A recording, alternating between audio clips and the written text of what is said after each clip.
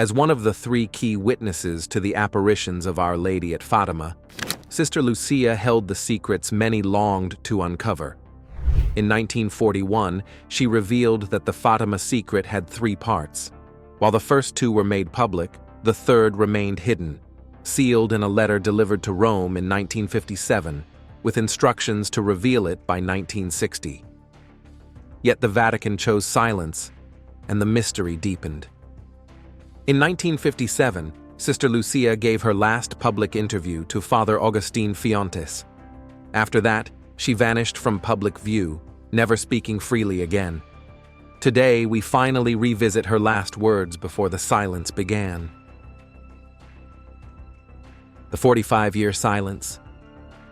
In 1960, the Holy See imposed some very strict conditions of isolation on Sister Lucy, the very same year that the third secret was to be revealed to the world, and wasn't. From 1960 up until the time of her death in 2005, Sister Lucy had been forbidden to speak about Fatima without direct permission from the Holy See. For 45 years, she had not been allowed to share the truth about Fatima, except for that part of the Fatima message that had already been published before 1960. The full message delivered by Our Lady, a message of warning and of hope for the entire world, has been to this very day hidden from mankind. Yet on several occasions, Sister Lucy seemed to indicate what the third part of the secret contained. In these statements, Sister Lucy speaks of the devil gaining power over some priests and bishops and other consecrated souls. She speaks of the diabolic disorientation infecting the upper hierarchy. These were truly explosive revelations. That is what she revealed in her 1957 conversation with Father Fuentes, her last public interview that was not pre-approved by the Vatican. In her 1957 interview, Sister Lucy said, "The devil is about to wage a decisive battle with the Blessed Virgin, as he knows what it is that offends God the most, and which in a short space of time will gain for him the greatest number of souls. Thus the devil does everything to overcome souls consecrated to God, because in this way he will succeed in leaving the souls of the faithful abandoned by their leaders. Thereby the more easily will he seize them." More than a decade later, Sister Lucy denounced the progressivist forces in the Church, seeking to downplay and suppress the rosary. "This campaign is diabolical," she wrote in 1969 to one of her priest nephews. "Do not let yourself be deceived." This is from the 1973 book, A Little Treatise, on the nature and recitation of the rosary, containing excerpts from letters of Sister Lucy, written during 1969 to 1971. In these letters, she also had strong words about the leadership in the Church following Vatican II. She wrote in 1970 to Mother Martins, a former companion of the Dorothean sisters. "It is painful to see such a great disorientation in so many who occupy places of responsibility. The devil has succeeded in infiltrating evil under the cover of good, and the blind are beginning to guide others, as the Lord tells us in his gospel, and souls are letting themselves be deceived." It is noteworthy that in 1957, Sister Lucy said the devil was about to wage a decisive battle. By 1971, she says the devil has begun to succeed. "Gladly," Sister Lucy continued, "I sacrifice myself and offer my life to God for peace in his church, for priests and for all consecrated souls, especially for those who are so deceived and misled. He, the devil, has succeeded in leading into error and deceiving souls having a heavy responsibility through the place which they occupy. They are blind men guiding other blind men." In 1960, Our Lady's messenger found herself forced to keep to a rigorous silence about heaven's demands, which were addressed to the hierarchy, but which were cast aside by them. Perhaps it is because Sister Lucy spoke too clearly that she had been silenced. The last public interview. Father Augustine Fuentes, who was preparing to be a postulator for the causes of the beatification of Francisco and Jacinta Marto, met with Sister Lucia at her convent in Coimbra, Portugal. And there he was able to converse widely with the seer of Fatima. On his return to Mexico, his native country, he gave a conference on that meeting, in which he referred to Sister Lucia's words. Father Alonso, who would later be an official archivist of Fatima for 16 years, stressed that the conference report was published with all guarantees of authenticity and with the proper episcopal approval, including that of the Bishop of Fatima. Father Fuentes said the message came from the main seer's own mouth. This theme was documented in depth by Frère Michel de la Sainte Trinité in Volume 3 of his work Toute la vérité sur Fatima, which means the whole truth about Fatima. And this is what Father Fuentes told us about the last conversation he had with Sister Lucia on December 26, 1957. He found her in her convent. She was very sad, very pale, and dejected. She told him, "Nobody listened. Father, the Most Holy Virgin is very sad because no one has any attention to her message, neither the good nor the bad. Good, because they continue on their path of goodness, but ignoring this message. The bad, because not seeing that the punishment of God is already hovering over them because of their sins, they also continue on their path of evil, ignoring this message. But believe me, Father, God will punish the world, and He will punish it in a tremendous way. Heaven's punishment is imminent. The secret to reveal. Father, what is left for 1960, and what will happen then? It will be a very sad thing for everyone, and not a joyous thing, if, before, the world does not pray and do penance. I cannot detail further, since it is still a secret. According to the will of the Blessed Virgin, only the Holy Father and the Bishop of Fatima are allowed to know the secret, but they decided not to know it in order not to be influenced. This is the third part of the message of Our Lady, which will remain a secret until 1960. Russia, the scourge of God. Tell them, Father, that the Blessed Virgin has repeatedly told us, both to my cousins Francisco and Jacinta, and to me, that several nations will disappear from the face of the earth. She said that Russia would be the instrument of heaven's punishment for all the world if we did not achieve the conversion of this poor nation before. The decisive battle between Mary and Satan, the fall of consecrated souls and priests. Sister Lucy also said to me, Father, the devil is fighting a decisive battle against the Blessed Virgin, and how the devil knows what is most offensive to God and what, in less time, will make him win a greater number of souls. He tries to win for himself the souls consecrated to God, because in this way, the devil also leaves the souls of the faithful helpless by his leaders and more easily takes possession of them. What afflicts the Immaculate Heart of Mary and the Sacred Heart of Jesus is the fall of the souls of religious and priests. The devil knows that religious and priests who leave their beautiful vocation drag many souls to hell. The devil wants to take possession of consecrated souls. He tries to corrupt them in order to put the souls of lay people to sleep and thus lead them to final impenitence. He employs all the tricks, even suggesting that they postpone their entry into religious life. The sterility of the inner life results, and among the laity, a coldness, lack of enthusiasm, regarding the renunciation of pleasures and their total dedication to God. What sanctified Jacinta and Francisco also tell them, Father, that my cousins Francisco and Jacinta sacrificed themselves because, in all the apparitions of the Blessed Virgin, they always saw her very sad.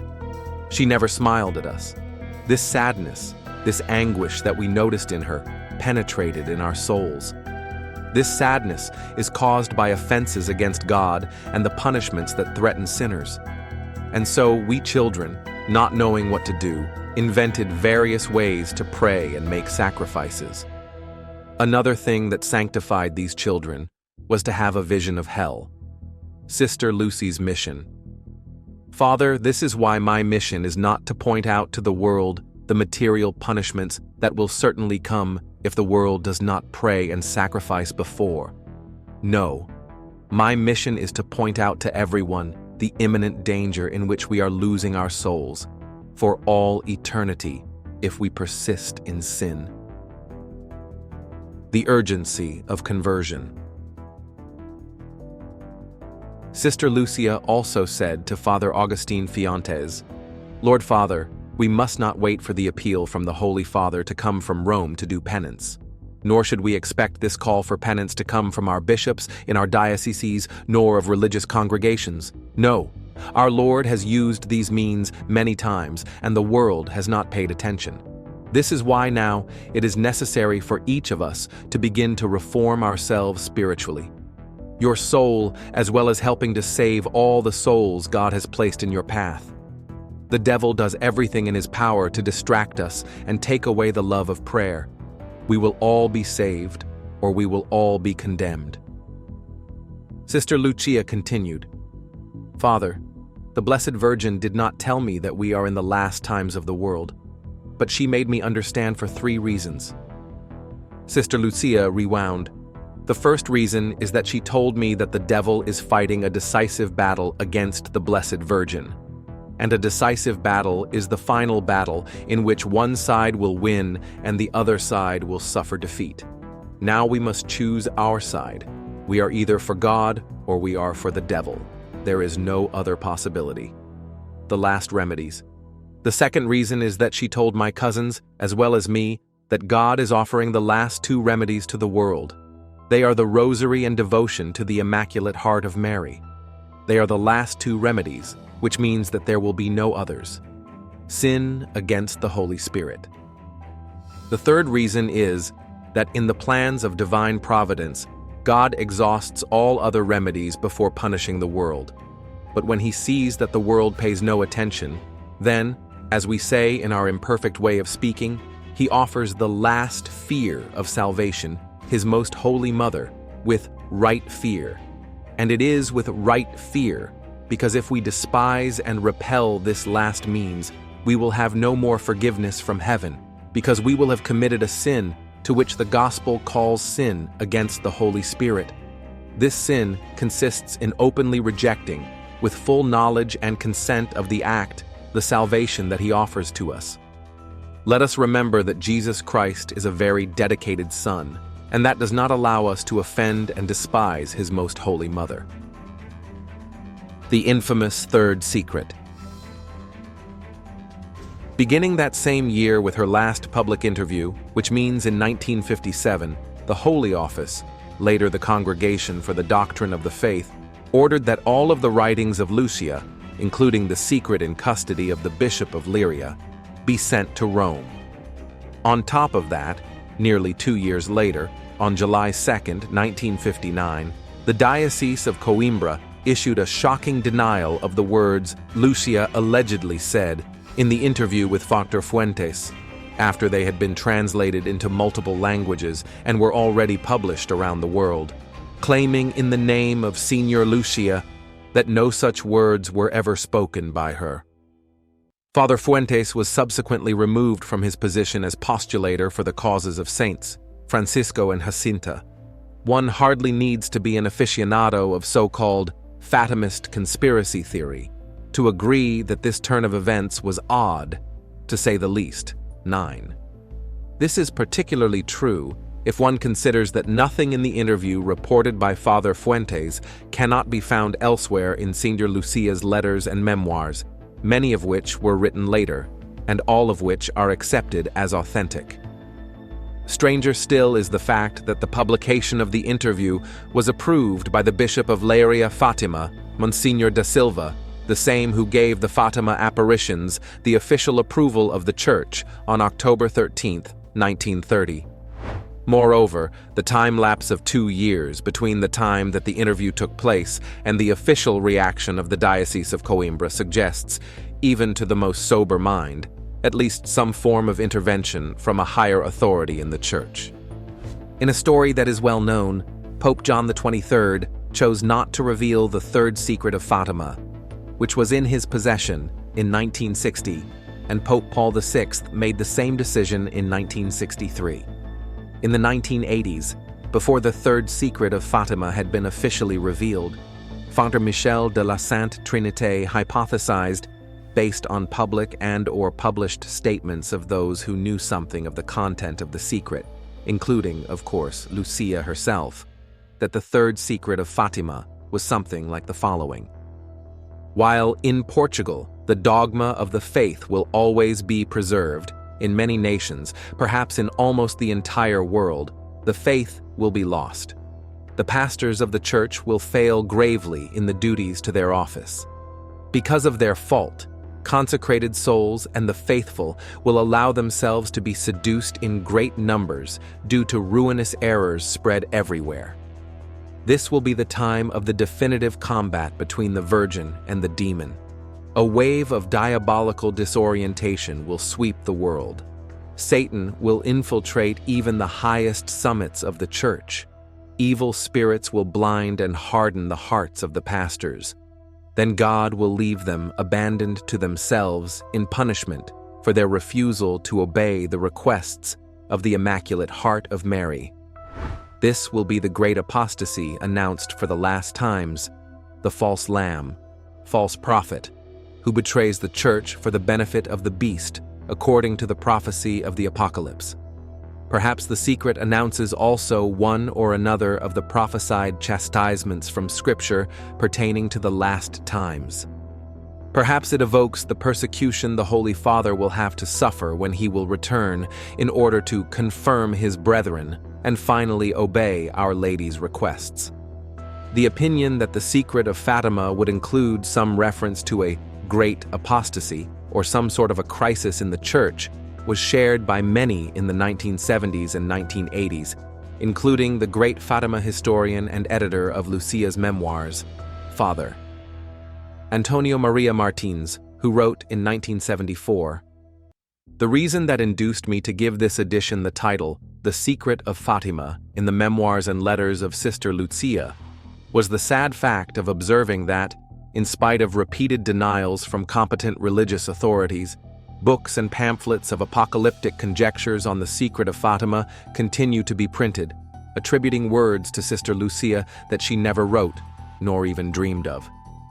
2/3 of the secret are found in this volume. The third part, the content of which has not yet been revealed, deals only with what is referred to as the crisis of the Church. It is somewhat ironic that what Father Martins thought in 1974 was less sensational about the hypothetical content of the third secret of Fatima, namely, the crisis of the Church, is precisely what is now considered the most sensational aspect of Fatimist claims regarding the hypothetical full content of the secret, and what is most emphatically denied by several high-ranking church officials. Indeed, in terms of apocalyptic content, Father Michel's hypothetical version of the third secret of Fatima is in substance the same as the official version, released in 2000, with which most people are now familiar, except for the fact that the official version includes only a description of the symbolic vision, containing no words of explanation or interpretation from either Lucia or the Blessed Virgin Mary. Clearly, this symbolic vision is an authentic part of the third secret, though Fatimists would argue that it may not be all of it. That this vision is part of the secret was already confirmed by Lucia in her third memoir, which, as we learned above, was written in 1941, in which she relates the following vision of Saint Jacinta. Another time we went to the Lapa do Cabeço. Once there, we prostrated ourselves on the ground and said the angel's prayers. Later, Jacinta got up and called me. "Don't you see many highways, so many roads and fields full of dead people trickling blood, so many people weeping with hunger, for they have nothing to eat, and the Holy Father praying in a church before the Immaculate Heart of Mary, and many people praying with him?" A few days later she asked, "Can I say that I saw the Holy Father and all those people?" Number, don't you see that this is part of the secret? That way it will be discovered immediately. All right, I won't say anything then. Despite accusations leveled by critics of the so-called Fatimist network of conspiracy theorists, it is hard to understand what is particularly more sensational about Father Michel's version of the third secret as compared to the official version released in 2000, which, incidentally, no pope or cardinal has ever claimed was everything Lucia personally claimed that Our Lady revealed to Francisco, Jacinta, and herself. but rather only what the Church officially stipulated that Our Lady revealed to the children. Indeed, the only point of substantial difference between the two versions of the third secret of Fatima is the part about Satan infiltrating even the highest summits of the Church, which is hardly sensational and which in any case has been sadly confirmed throughout the history of the Church as a sober fact. Regardless of whether or not any further elaborations on the symbolic vision of the third secret, attributable either to the Blessed Virgin Mary or to Lucia's private interpretation, were ever in the possession of Church authorities at any level of the magisterium, the undeniable fact remains that the hypothetical version of the third secret of Fatima contains no more and no less than the message Our Lady repeated to Saint Agnes Sasagawa in Akita, Japan, which is fully approved by the Church and therefore has a canonical status equal to that of Fatima on October 13, 1973, exactly 56 years after the last message of Fatima and the miracle of the sun. It will be a punishment greater than the deluge, such as one has never seen before. Fire will fall from the sky and will wipe out a great part of humanity, the good as well as the bad, sparing neither priests nor faithful. The survivors will find themselves so desolate that they will envy the dead. The only arms which will remain for you will be the rosary and the sign left by my son. Each day recite the prayers of the rosary. With the rosary, pray for the Pope, the bishops, and priests. The work of the devil will infiltrate even into the Church in such a way that one will see cardinals opposing cardinals, bishops against bishops. The priests who venerate me will be scorned and opposed by their confreres. Churches and altars sacked. The Church will be full of those who accept compromises, and the demon will press many priests and consecrated souls to leave the service of the Lord. The demon will be especially implacable against souls consecrated to God. The thought of the loss of so many souls is the cause of my sadness. If sins increase in number and gravity, there will be no longer pardon for them. The upshot of this is, of course, that while Lucia had to observe complete silence after 1960 regarding the third secret of Fatima, in obedience to the authority of the Church's magisterium, Our Lady did not. Fatima Reminders.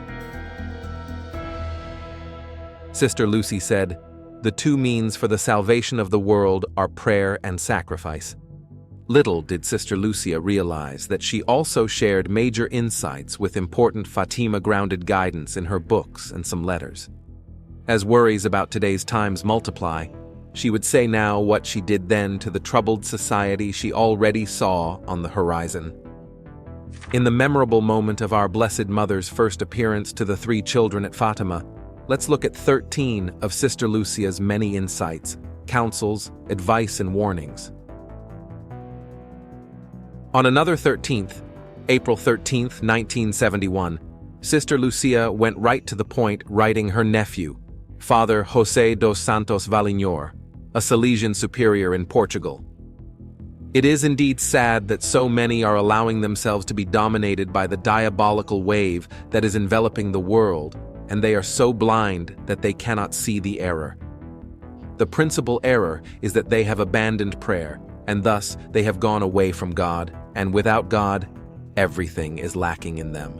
Without me, you can do nothing. What Sister Lucia recommends to us above all else is that you get close to the tabernacle and pray. In this, you will find the light, the strength, and the grace that you need to sustain you, and that you can pass on to others. Guide them with humility, with gentleness, and, at the same time, guide them with firmness, always with serenity, justice, and charity.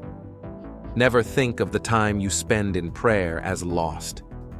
You will see that in prayer God will communicate to you the light and the grace that you need to do all that He requires of you. Truth does not cease to exist simply because unbelievers deny it.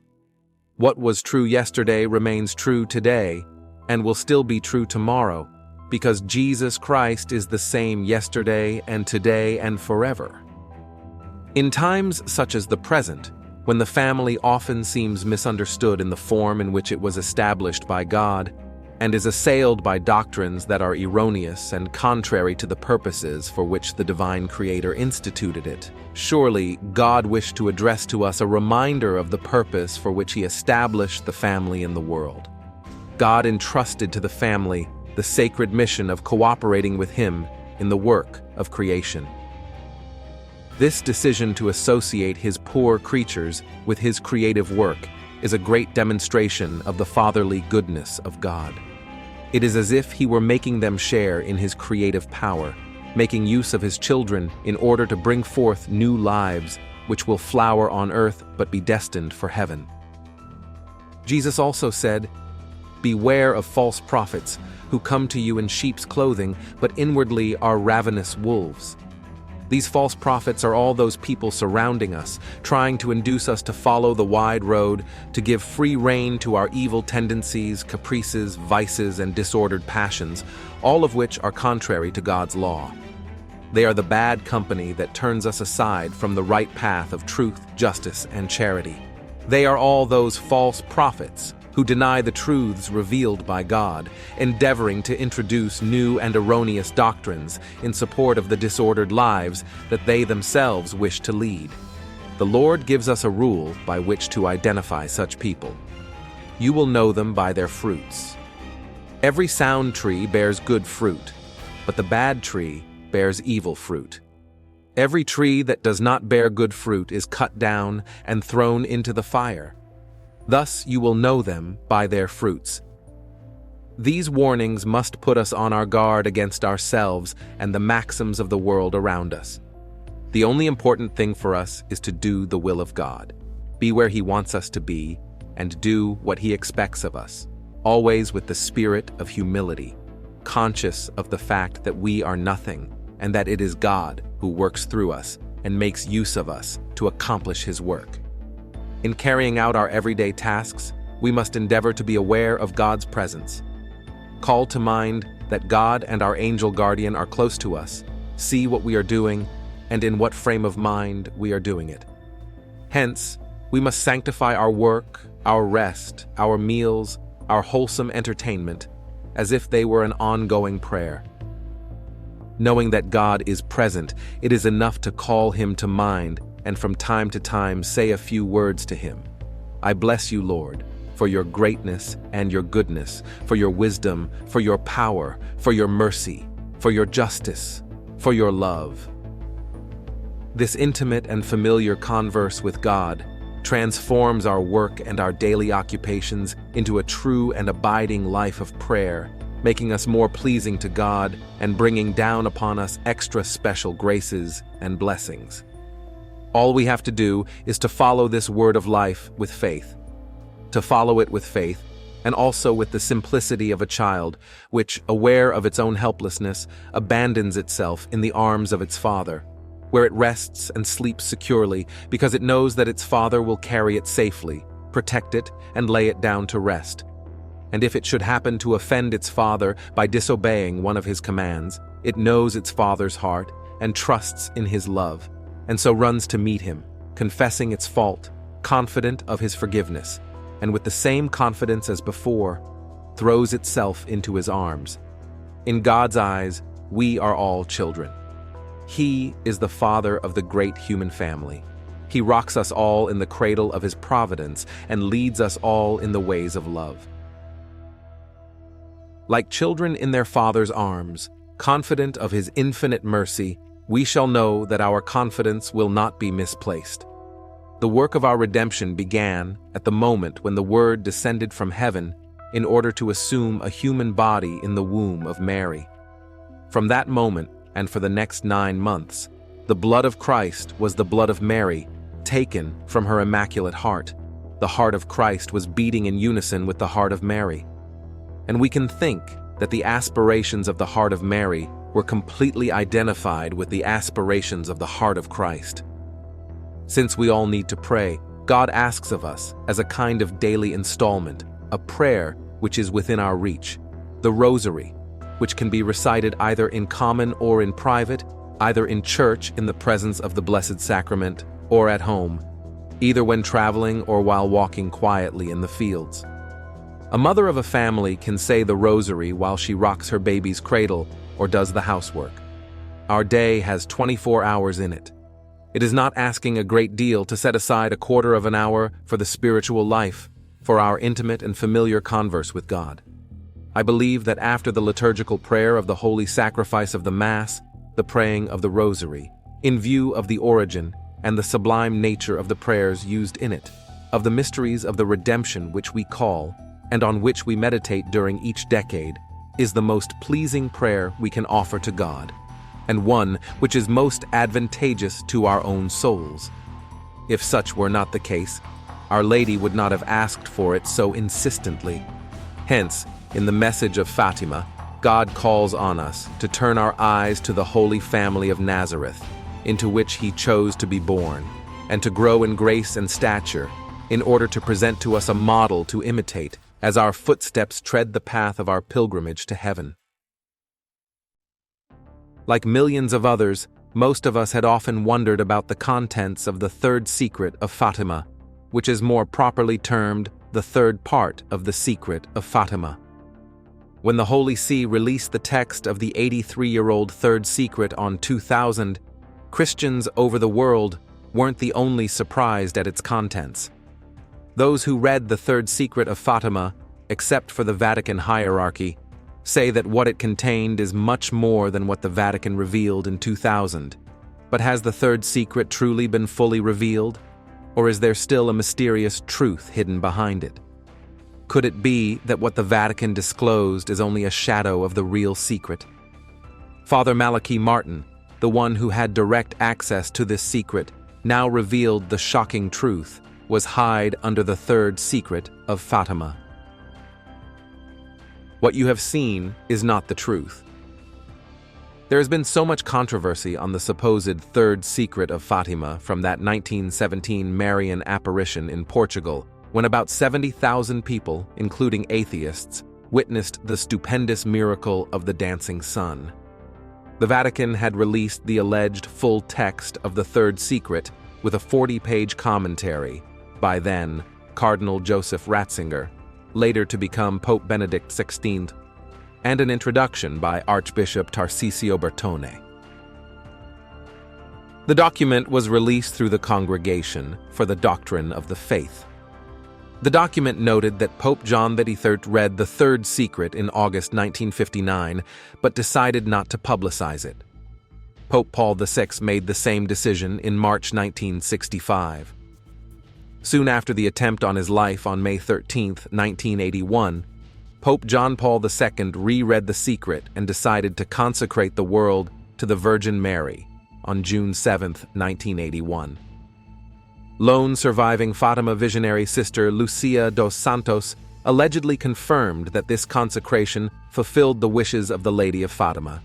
John Paul II's decision to make public the third Fatima secret brings to an end a period of history marked by tragic human lust for power and evil, yet pervaded by the merciful love of God and the watchful care of the Mother of Jesus and of the Church. However, the controversy over whether what was revealed contained the full text of the third secret has haunted the Christian world. Sister Lucia, who was already then a Carmelite nun, wrote down the text of the third secret in 1944 at the request of the local bishop.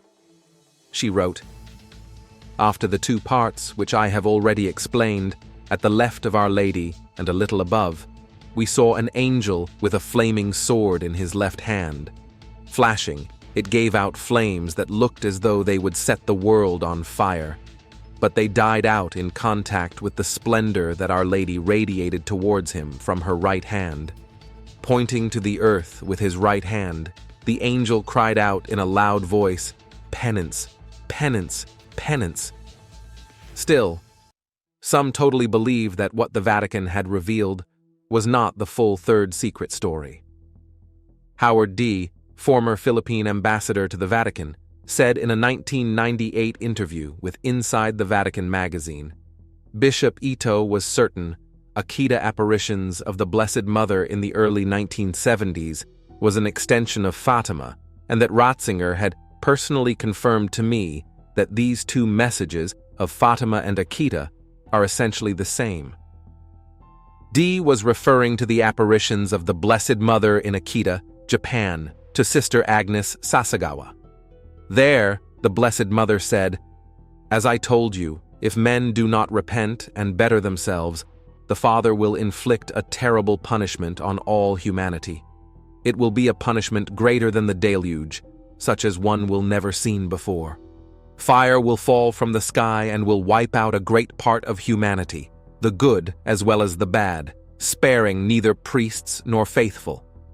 The work of the devil will infiltrate even into the church in such a way that one will see cardinals opposing cardinals, bishops against bishops. The priests who venerate me will be scorned and opposed by their confreres, churches and altars sacked. The church will be full of those who accept compromises, and the demon will press many priests and consecrated souls to leave the service of the Lord." Of course, the first two Fatima secrets are already well known to Our Lady of Fatima devotees, namely the vision of hell and the prophecy on the end of World War I, the beginning of World War II, and the request for the consecration of Russia to her Immaculate Heart. And so the controversy on the third secret boils on. In May 1994, 77 years after Fatima, a French priest named Father Raymond Arnett was listening to a CD entitled Mysterium Fidei, with French lyrics and sung by French choirs, and then suddenly heard a clear voice saying, "The church will bleed from all her wounds." The voice went on to say, "There will be a wicked council planned and prepared that will change the countenance of the church. Many will lose their faith. Confusion will reign everywhere. The sheep will search for their shepherds in vain. A schism will tear apart the holy tunic of my son. This will be the end of times, foretold in the Holy Scriptures and recalled to memory by me in many places. The abomination of abominations will reach its peak, and it will bring the chastisement announced at La Salette.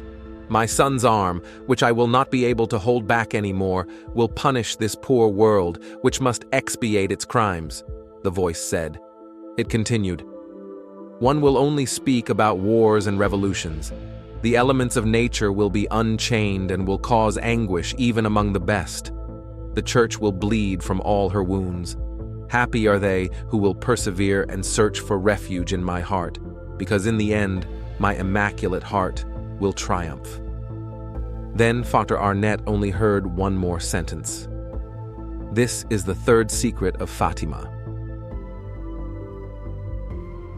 The secret was kept for a while. Father Malachi remembered that some showed him a copy of the third secret when Pope John XXIII opened in 1960 and asked the opinion of a group of cardinals. One of them was Cardinal Augustine B. There was a theory that the third secret is about apostasy in the church. This hypothesis was based on the few data dispersed in Fatima, which came to be known during the years of spiritual hunger in the 70s and 80s. The third secret provides for a punishment of a spiritual nature.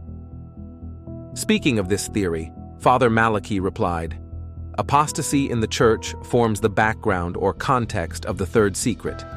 Apostasy now begins.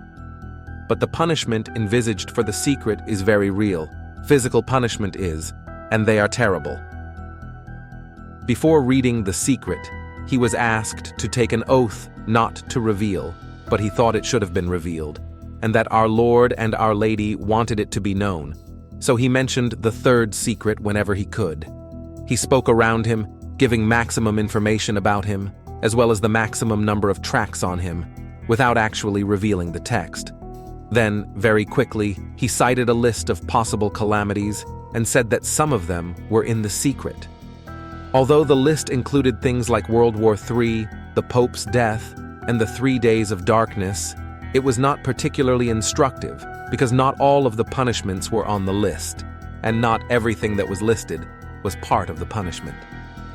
The spiritual punishment apparently started shortly after 1960 and resulted in the Holy Father's refusal. Father Martin said, "Cardinals, bishops, and priests are falling like leaves in hell."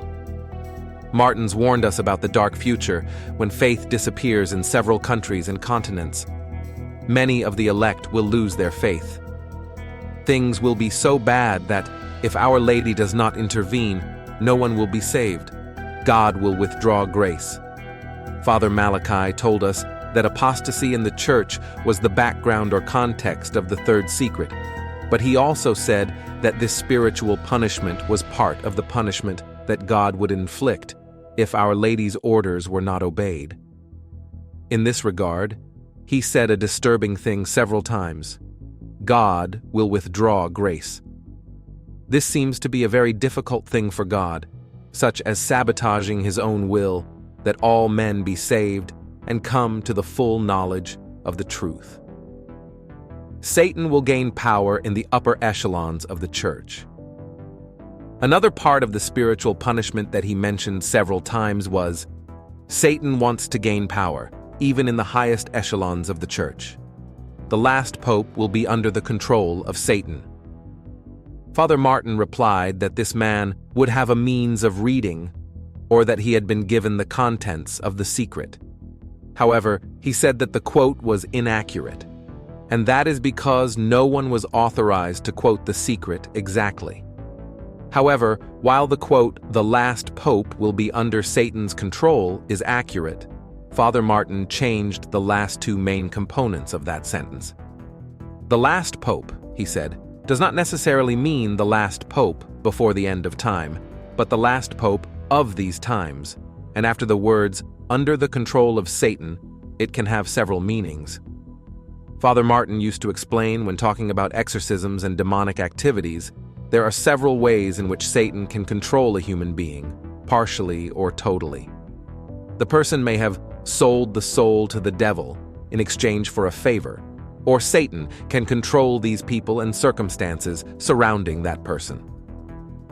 Pope Benedict's lament to several visitors in his papal office, "My authority ends after that door," raises the question of how far has the Church achieved this status?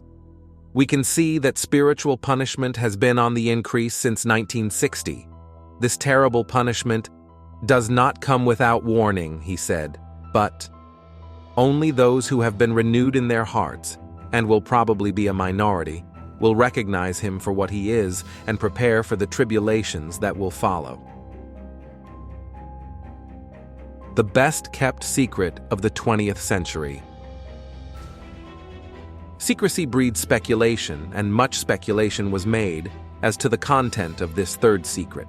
Some declarations made by Lucia complaining that the Holy Father had not made the consecration to Mary requested by the Blessed Virgin led some to think that the third secret contained apocalyptic predictions that the popes preferred to reserve to themselves in order to avoid panic. After the accident, Pope John Paul II began to turn around his person. He became the Pope of Fatima, even making a pilgrimage to the site and placing the bullet that had wounded him in the crown of the image there as a sign of thanksgiving for her maternal protection. He said that one hand pulled the trigger and another hand guided the bullet. It is indeed amazing to note how the bullet was able to pass through his body in very sensitive areas without hitting any vital organs. Nearly 20 years would pass before the Pope would publish the secret. There was a certain effort to publish it in 1984, and another current wanted to reveal the secret on a May 13th in commemoration of the anniversary of the first apparition.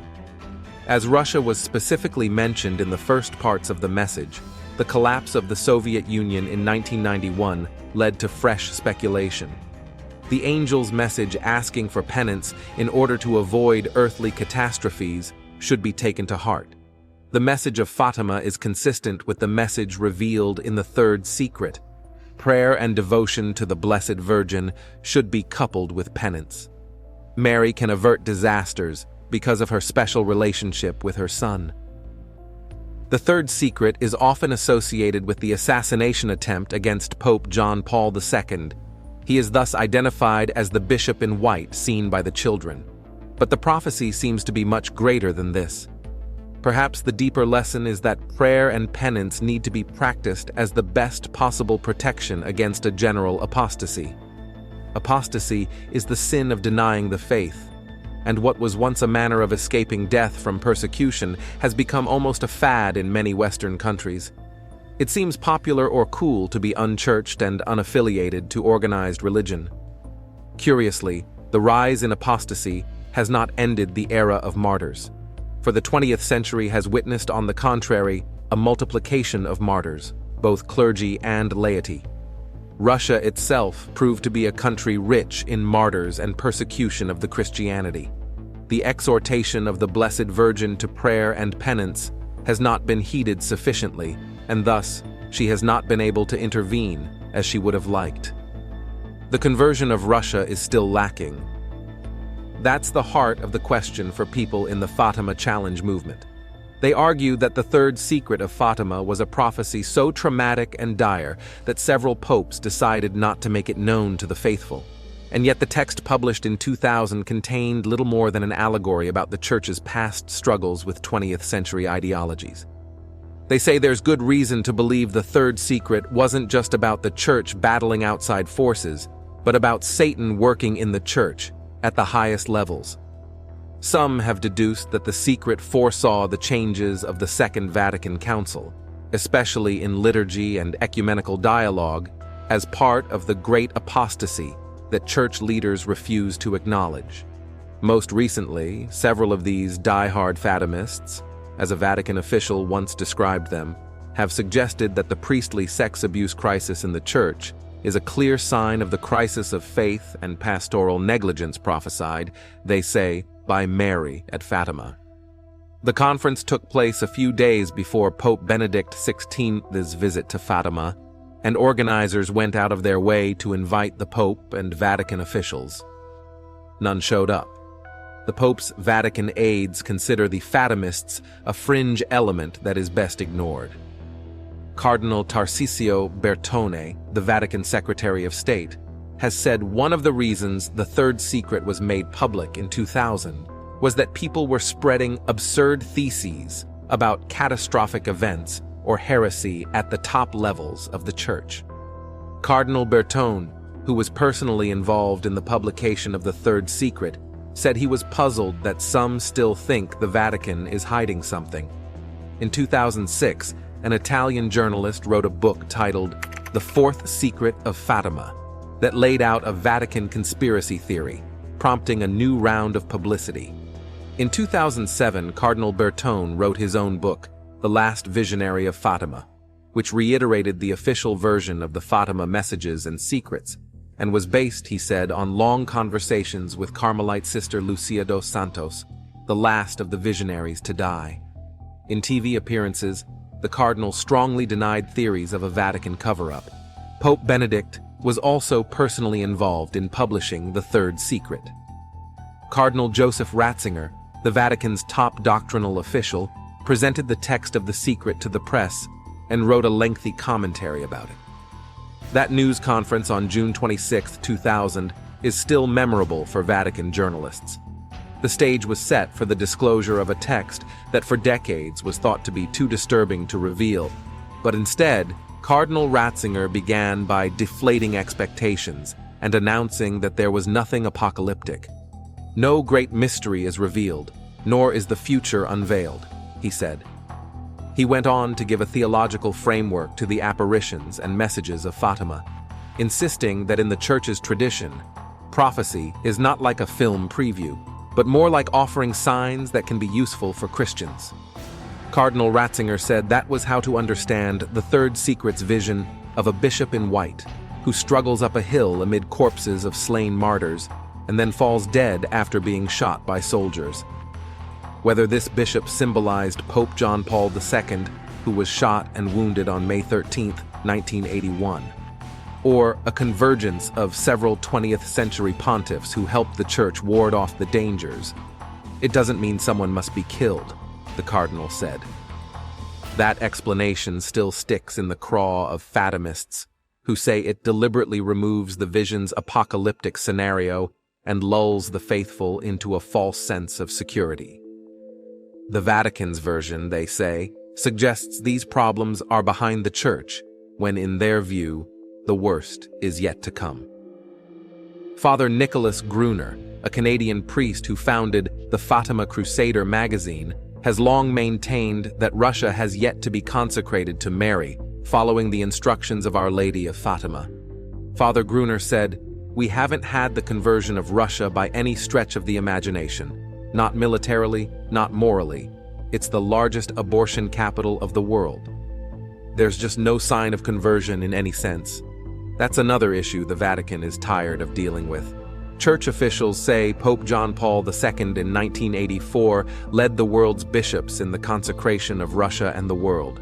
The late Sister Lucia, one of the 3 Portuguese children who saw Mary in 1917 and the one who received the instructions for the consecration, had said that it was properly performed. The Fatima messages are not dogma, and the Church does not impose belief or any single interpretation. That seems to ensure that the Fatimists will continue to broadcast their theories to whoever will listen. In Fatima, Mary asked the shepherd children to pray for the Holy Father. Her message would be difficult for him, but also a source of consolation and strength. What is clear about the secret is that it is a call to prayer for bishops and especially the Pope. The Church of the 20th and now 21st century is a church that faces persecution and needs the protection of prayer and Mary's mantle. Our Lady of Fatima, pray for us. Secret is still a secret. Over years after the Vatican divulged one of the Church's best-kept secrets, the third part of Fatima's message, many people are still not satisfied with that explanation. They suspect that the Vatican is still hiding a piece needed to complete the true secret. Many people, including Italian journalist Antonio Socchi, accused the Vatican of not releasing the full text of the secret, citing various inconsistencies between what was released and what had been said previously about the secret. Most importantly, a rumor surfaced that Cardinal Joseph Ratzinger, also the future Pope Benedict XVI, had privately confessed to his friend Father Ingo Dollinger that the Vatican had withheld a section that warned of a bad council and a bad mass. Combined with the fact that Lucia had asked for the secret to be released by 1960, this seemed to be a reference to the Second Vatican Council and the subsequent liturgical reforms that remain controversial for many traditionalists. The evidence points to only one conclusion: that something has to be missing, said Christopher Ferrara, a U.S. attorney and Catholic commentator who spoke at the conference. Ferrara pointed to what he described as a series of incongruities and inconsistencies in the Vatican's version. Among people truly familiar with the events at Fatima, he said, only a minority cling steadfastly to the notion that an ambiguous vision of a bishop dressed in white outside a half-ruined city is all there is to the third secret. Some argue that the third secret of Fatima was a prophecy so traumatic and dire that several popes decided not to make it known to the faithful, and yet the text published in 2000 contained little more than an allegory about the Church's past struggles with 20th century ideologies.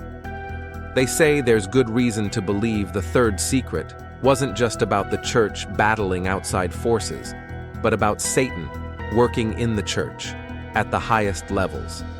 Some have deduced that the secret foresaw the changes of the Second Vatican Council, especially in liturgy and ecumenical dialogue, as part of the great apostasy that church leaders refuse to acknowledge. Sounds so scary, right? It is very likely that the third secret of Fatima does not merely refer to the Pope in white, who was later believed to be Pope John Paul II fulfilling the prophecy, but points to a broader picture, which is the crisis of faith and pastoral negligence prophesied. You know, the third secret concerns the infallible definitions of the faith, and that definitions, by their very nature, have to say what the truth is, and therefore, by strict logical implication, what the error is, and that the error is condemned. If a person stubbornly holds on to a condemned error after he has been informed of the infallible truth, then he cannot be saved, unless he repents before he dies. And so it is our duty to witness to the truths of our faith and to protect the little ones from errors against the faith by defending the faith in public. That's why the Church anathematizes those errors and those clergy and laity who stubbornly hold on to them. We know what the third secret is because Pope John Paul II has revealed to us what it is. Pope John Paul II warned us in May 2000 about the dangers to the faith in our day by citing in his sermon, which predicted that 1/3 of the stars of heaven would be taken down to earth by the tail of the dragon, and the Pope indicates to us that the danger is now. Catholic commentaries have traditionally interpreted this passage as referring to 1/3 of the clergy as undermining both the Catholic faith and the salvation of souls by working for the devil. And we also know from other reliable sources, including Cardinal Ratzinger, when he said the third secret refers to the dangers threatening the faith and life of the Christian, and therefore the life of the world.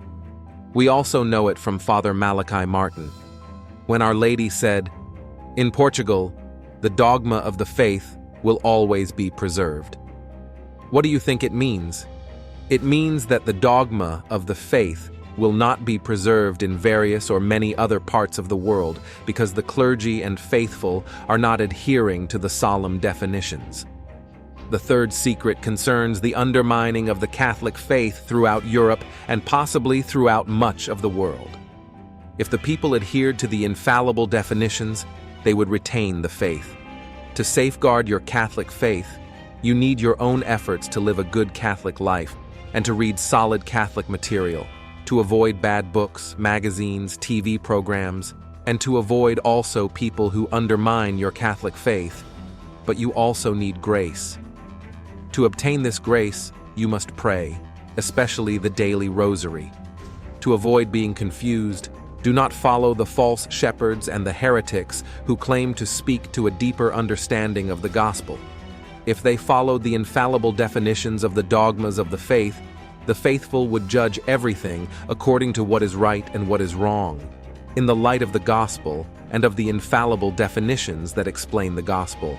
They would know if something were of the faith or not, and they would know when the other person speaking was in error, no matter what their position and stature in the church was, and they would be able to determine what is wrong, what is against the faith, because the definitions are infallible.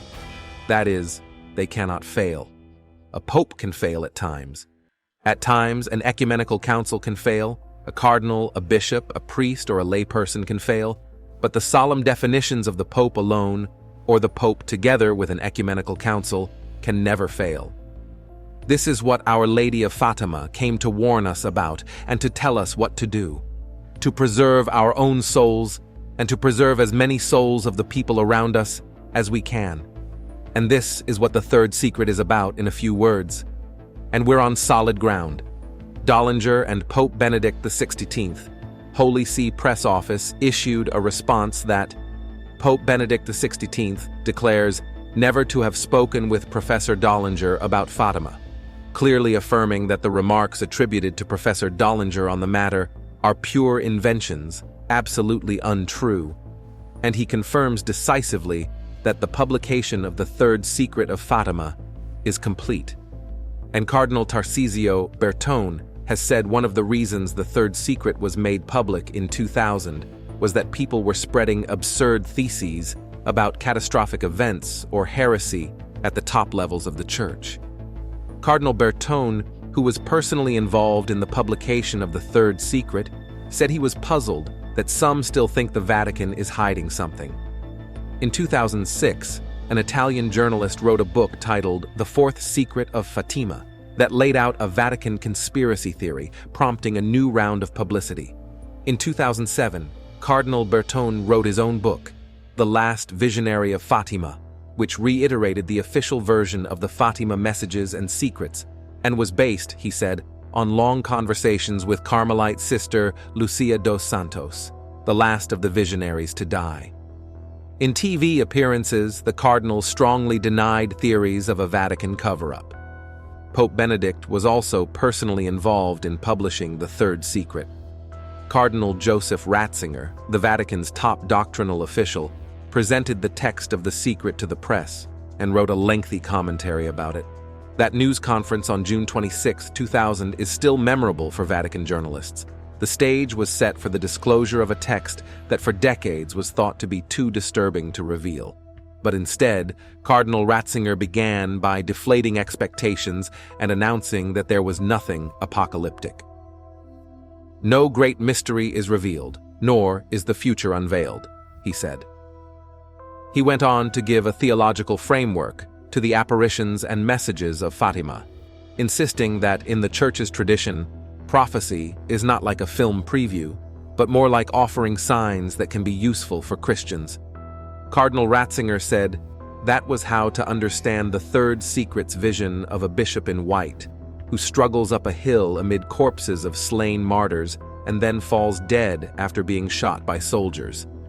Whether this bishop symbolized Pope John Paul II, who was shot and wounded on May 13, 1981. Father Nicholas Gruner, a Canadian priest who founded the Fatima Crusader magazine, has long maintained that Russia has yet to be consecrated to Mary following the instructions of Our Lady of Fatima. Father Gruner said, "We haven't had the conversion of Russia by any stretch of the imagination. Not militarily, not morally. It's the largest abortion capital of the world. There's just no sign of conversion in any sense." That's another issue the Vatican is tired of dealing with. Church officials say Pope John Paul II in 1984 led the world's bishops in the consecration of Russia and the world. The late Sister Lucia, one of the 3 Portuguese children who saw Mary in 1917 and the one who received the instructions for the consecration, had said that it was properly performed.